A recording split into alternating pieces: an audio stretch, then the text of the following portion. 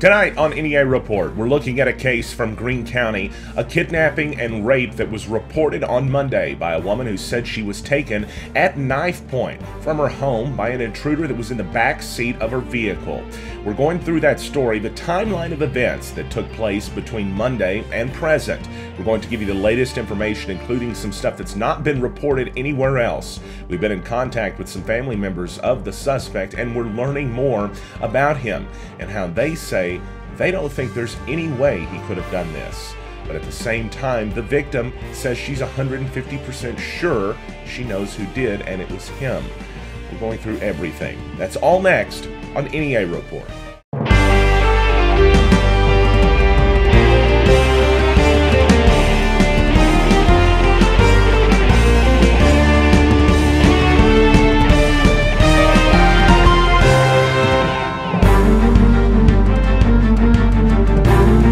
I'm very glad you've decided to join us tonight on NEA Report. Thank you for being with us as we're exploring a case now in Greene County, where on Monday a woman said she was abducted at knife point and then taken to a secluded area and raped.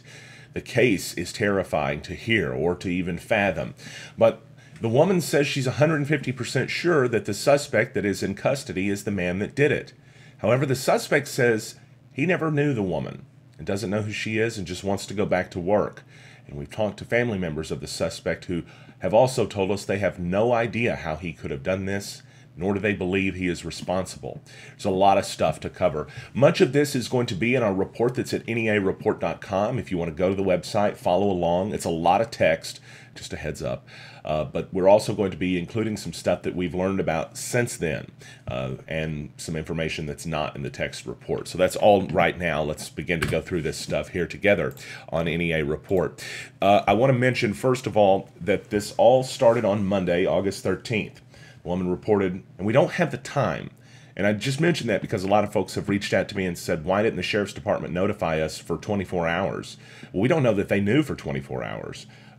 They were, based on the information, they were searching the night before in the late night hours. So I don't want at any point for this to sound like shame to the Greene County Sheriff's Department or any law enforcement officer in Greene County, because I think they're doing their darndest to try to find out what's going on there and what happened in this particular case. That being said, let's go through the case, go through the facts, and see what all we can figure out as far as this particular incident that was reported.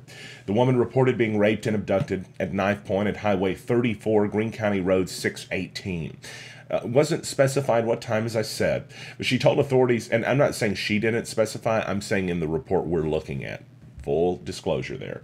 Got to get these, sometimes these words can be misinterpreted, and it's a balancing act, so I have to be careful about what I'm saying here. She told authorities she was backing out of her driveway when she realized a man was sitting behind her in the back floorboard. She said he put a knife to her neck, told her to drive, giving her directions at the entire time, and said if she didn't turn where he wanted her to, he would, quote, cut her effing throat. He did not say effing, he said the full word. She said they stopped at Greene County Road 131, and he made her get out of the vehicle. After being forced to walk into the woods about 175 yards off of the gravel road, she said she was taken to the bottom of a gully. This was next to a tree and some brush, and that's where she said the rape took place. The details are going to be graphic as we go through some of this, although the effort is, of course, to try to find out more factually about what happened and who could have been responsible for this alleged heinous behavior. She said the suspect tore her clothing off and raped her. She said she fought back, but he penetrated her at least 2 times. The suspect continued holding down the victim with his hand around her neck in an attempt to keep her from seeing him, according to the incident report. But something unexpected took place at that point. The woman said she heard several gunshots being fired in the background that caused the suspect to hesitate. She began to scream for help, she said, and advised police she could hear leaves crunching. Maybe she was closing her eyes and screaming. It's hard to really visualize this, but she said she heard leaves crunching as though the suspect was running away. And she said she sat for a few minutes, tried to regain her composure, and then got up. She didn't know where she was, but she said she looked up the hill and realized the sun was glaring off of the window of her vehicle. She made her way to it and said she drove a short distance south to a residence where she flagged someone down for help. She was transported to Arkansas Methodist Medical Center in Paragould. At the same time that this was taking place, this is still on Monday, the Greene County Sheriff's Department located the crime scene and found her clothing. They also found a large black-handled knife. This stuff was found at the crime scene. That evidence was collected and, of course, photographed before being collected. The victim was interviewed but was unable on Monday to provide specific details. The report said this was due to trauma. On Tuesday, August 14th, the next day, at 7:35 a.m., the Greene County Sheriff's Department notified the public on Facebook, but noted, I should say, that the victim was not able to describe the suspect. Almost 5,000 people have shared that as of this publication. And I make mention of that primarily to try to give us an idea of the timeline, but also, again, because some folks had mentioned that they felt they had not been notified for some 24 hours. And it does appear that the Greene County Sheriff's Department knew about it and notified the public early in the morning after working super late into the hours the night before to find out about it. I don't have the full timeline of events, and I'm not trying to criticize anybody for doing this or not doing that, at least in this moment or in this particular regard. But I'm just trying to get the facts, carefully out there. We don't know that they waited at all. As far as we know, they notified the public as soon as they realized there was a serious threat. But again, that's as far as we know right now, and I'm just pointing that out to avoid, hopefully, a rush to judgment.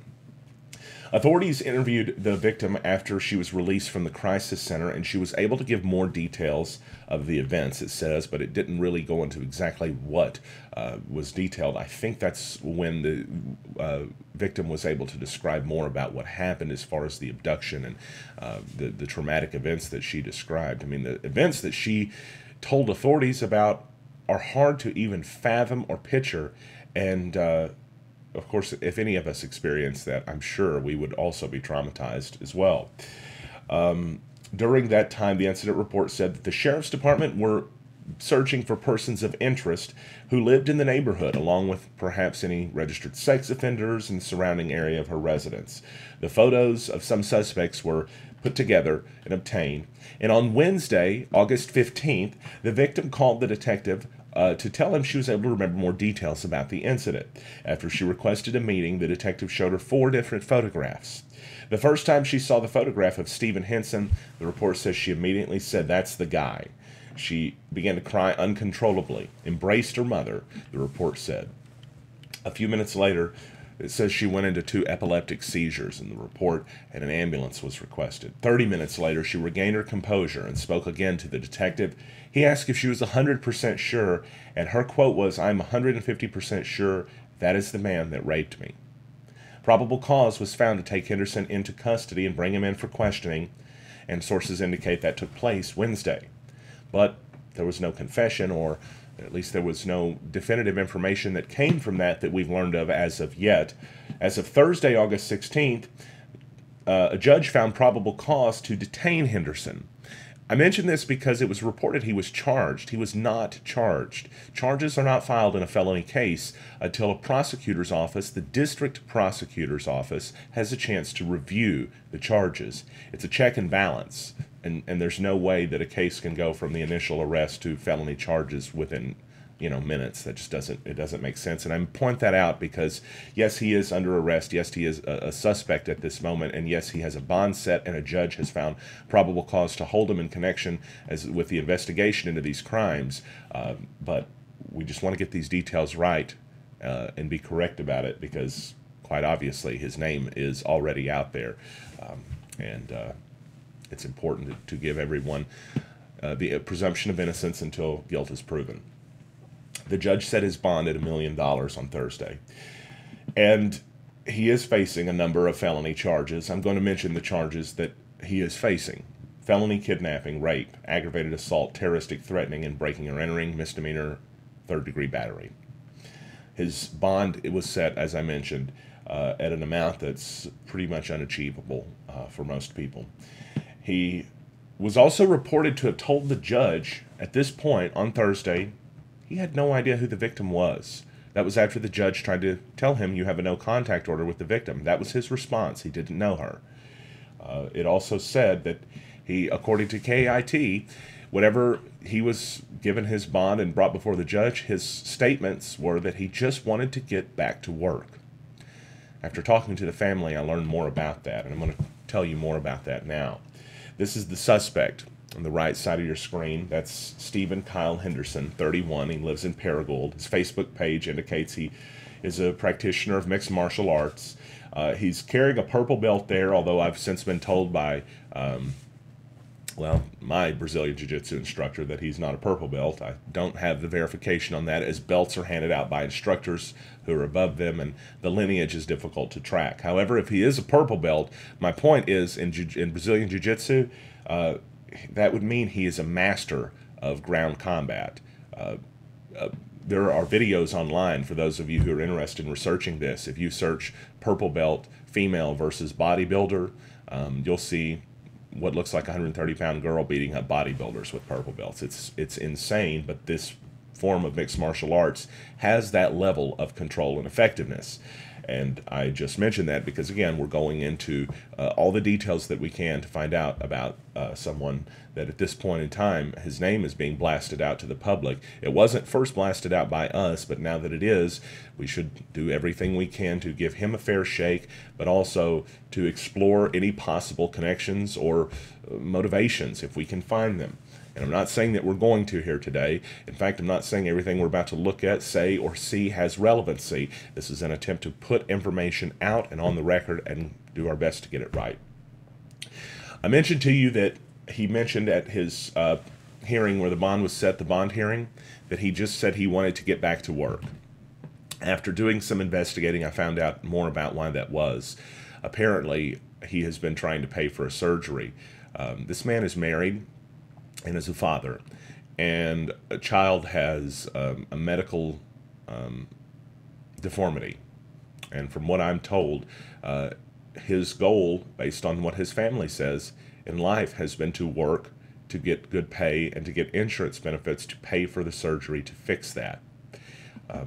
I say that to bring context to why he would have said all he wanted to do is get back to work. Since the incident was reported on Monday, there were a number of Facebook posts made by Henderson. Again, one person asked on NEA Report, is this relevant? And I can't answer that.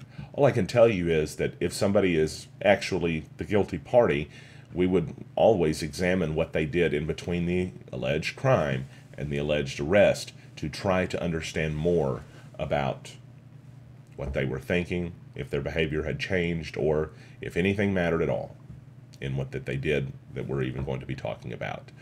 And we don't know. But that being said, I want to show you some of the social media posts, because he posted 9 times on social media in between the incident that was reported on Monday and later Tuesday.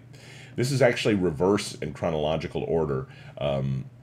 It was when someone tries to add you with no mutual friends. That's, you know, these are all memes, videos. Some of them are, you know, a little sexual in nature. This one in particular, this is Yoda, and it's in reference to, you know, stuff.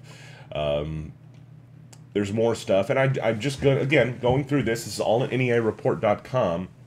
Some of this stuff has to do with, you know, being a little comedic. Some of this stuff is about getting high, and this one in particular was about Brazilian Jiu-Jitsu. That was the first post that was shared on Monday. It was shared at 5:15 p.m.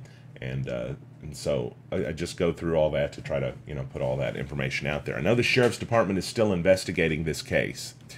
And I also know, as I mentioned, that a lot of folks are looking for more definitive answers on this. As far as the evidence goes, a lot of that stuff is going to have to go to the crime lab for examination. Now, I've talked to several who are close to the suspect, and I've tried to find out more information. I've also talked to some in the Brazilian Jiu-Jitsu and mixed martial arts community. Most of the folks I talked to in that community are unaware and don't know much about this man on a personal level to be able to comment, which is a pretty, you know, stand-up thing for them to say and not take it and try to sensationalize an opinion. I did speak to one family member, and the family member told me that, as I mentioned earlier, that they thought there was no way that this was him. The family member said that they thought he was being set up. And this family member also told me he had a prior arrest for battery for breaking a person's jaw because of a personal disagreement with that person.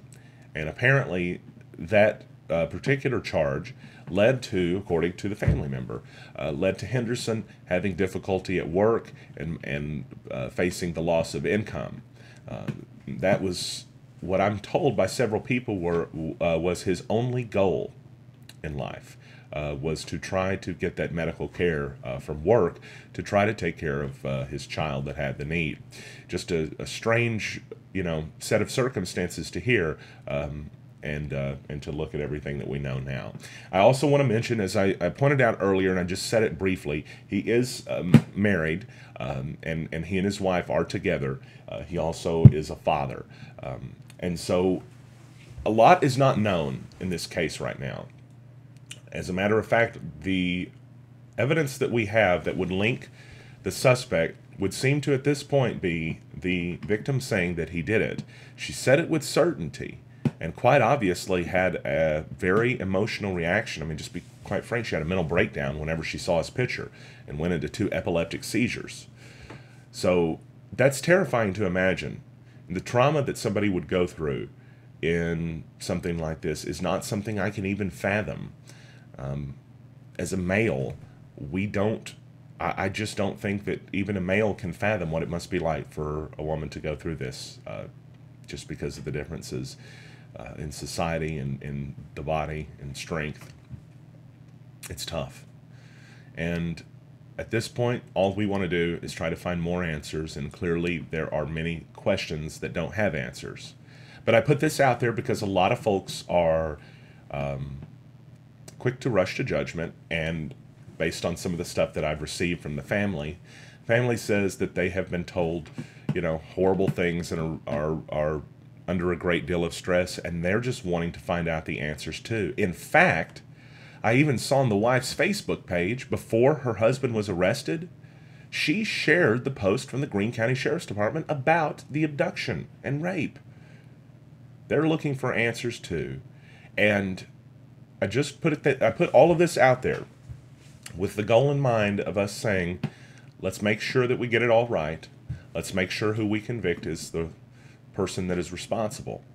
But let's be careful how quick we are to condemn before we see much of the evidence, and at the same time, let's make sure we're offering all the comfort, support, and care that we can to, someone that reported something nightmarish, because clearly anything like that taking place should be a moment where all of society comes together and says, no, women are to be respected and to be treated just as one would treat their own daughter. It's a difficult case. We're going to keep following on it on NEA Report, and I would like to also ask anybody that has any information, particularly about this case, to contact our page, to send us messages, to send us what you may know about this. If you have tips or information, if you're a witness, if you know somebody involved, you can speak to us anonymously. Nobody can look at these messages besides myself. And we would be very interested in learning more about this from anybody out there that may have more information.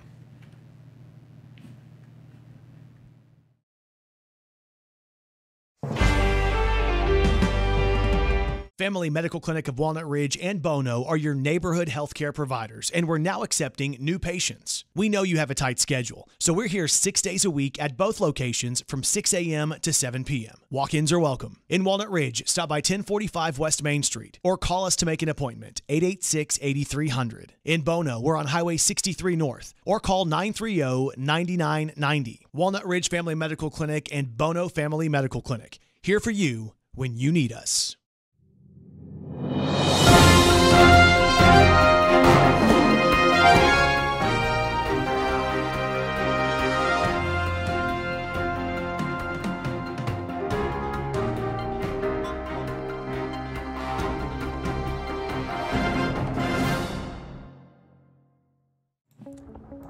I want to give you a look now at your New Wave Wireless weather forecast. It's home with the $49 iPhone screen repair. And some showers and thunderstorms are on the way for us this weekend. 50% chance to see those for the rest of your Friday, with mostly cloudy skies tonight and a low down to 72. Up to 1/4 of an inch of rain could fall this evening, so we may be seeing a little bit more rainfall, but hopefully not nearly as much as last night or early this morning. If it woke you up and you maybe joined our live stream, then you know what we're talking about. For your Saturday, a 30% chance of showers and thunderstorms before 1 p.m. with partly sunny skies and a high around 88. Saturday night, partly cloudy, a low around 71. Sunday, 30% chance to see some more thunderstorms, mainly in the afternoon, with partly sunny skies, a high around 87. But expect the showers and thunderstorms to be back in action, so to speak, on Sunday night. Showers and thunderstorms likely, maybe a 1/4 of an inch or a little bit more, and some thunderstorms, and a low around 72. More showers Monday with thunderstorms too, and a high around 86, and less of a chance of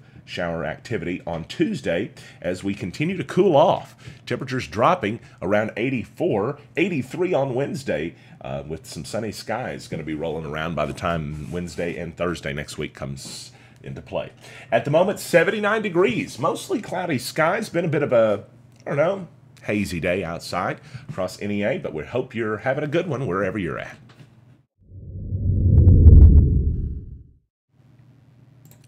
Thank you for joining us tonight on NEA Report. Just a reminder, we're always here. We're always going to be keeping a watch on the news in Northeast Arkansas. So if something breaks out, something happens this weekend, we'll let you know. Been seeing a lot of stuff. That was me looking over at the radar. It was a busy evening last night. Probably some of y'all got woke up a few times. We were watching that stuff too. We'll be back if news breaks out on NEA Report. And thank you, Northeast Arkansas. Thank you.